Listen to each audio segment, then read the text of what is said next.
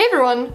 So MAC released their newest summer collection, Moody Blooms, on June 26th in stores and online. The collection featured some Sheen Supreme lip gloss tints and lipsticks, eyeshadows, fluid lines, blushes, and some brushes.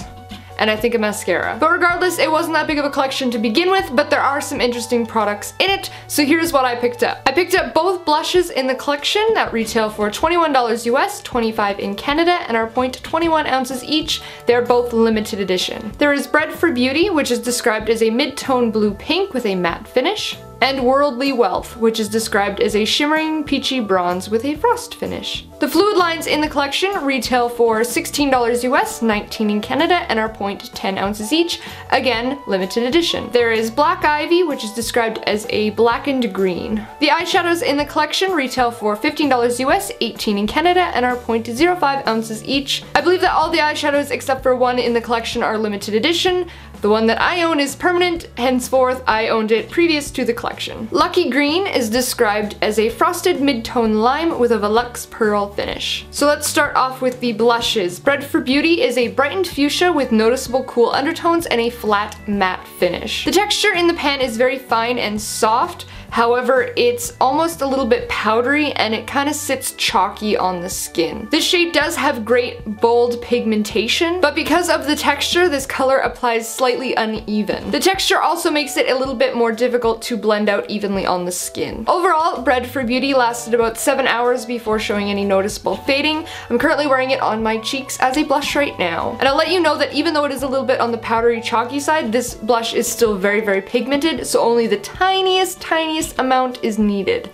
I'm extremely fair, but even just dipping my brush ever so slightly, just touching it against the pan, this is the outcome, so it's pretty intense. Worldly Wealth is a brown bronze with orange undertones and a frost finish. The texture is soft, smooth, it applies evenly, and it can be blended very easily on the skin. It's buildable, it has great color payoff, and it leaves behind a very nice bronzy sheen on the skin. Depending on the condition of your skin, the frost may emphasize the look of pores, and depending on what method or brush you use to apply this shade, it can be used as a blush as well as a highlight. Overall, Worldly Wealth lasted about 8 hours before showing any noticeable fading. I'm currently wearing it as an eyeshadow in my crease right now, and I have it dusted very, very, very lightly with a fan brush on the highlights of my cheeks for that nice shine. So although it is a darker shade, obviously I'm very fair, but I can still get away if I apply it very lightly to use it as a nice bronzy highlight. Onto the fluid line that I picked up. Black Ivy is a deep dark teal with a very slight shimmer. You can maybe see the slight shimmer in the swatch up here, but once it's applied directly to the eye, it isn't as noticeable. The texture of Black Ivy was creamy, it glided on easily, and it didn't tug or pull at the skin when applying. It has okay color payoff in a single swipe, as you can probably see from the swatch. The thin line is one swipe, the rest is it kind of like being built up. So obviously it can be built to a more opaque coverage. Black Ivy lasted well over 8 hours before showing any noticeable wear. Onto the eyeshadow. Lucky Green is a brightened lime green with yellow undertones and a golden frosted finish. Like I said, this shade is part of the permanent line, so I previously owned it before this collection.